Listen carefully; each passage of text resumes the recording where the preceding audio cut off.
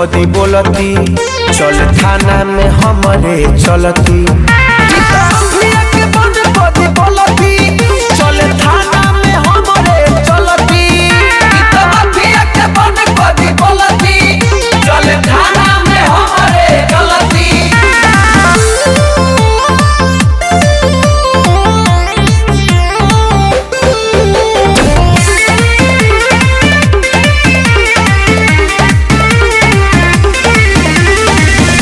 File से भरल बा थाना में बेटी, पौने न सोझा के हूँ सुनील सेठी।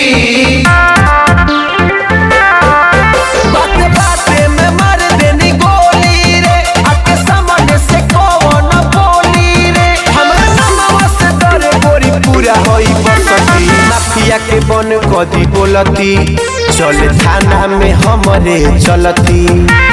माफिया के बन कदी बोलती, चल थाना में हमरे चलती।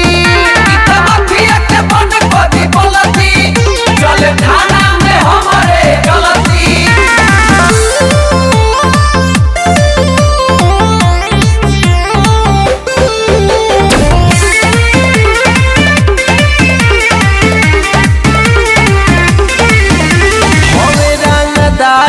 गोरी एकर खानदानी, भावनाथ राजन के ये बा कहानी। सच कहता रे शुभम जिला रे, हमर नाम से कपे पूरा जिला रे। हमर मारल बबी कहीं नहीं केहू होला भरती। माफिया के बन कदी बोलती, चल थाना में हमरे चलती। माफिया के बन कदी बोलती, चल थाना में हमरे चलती। चल थाना में हमरे चलती।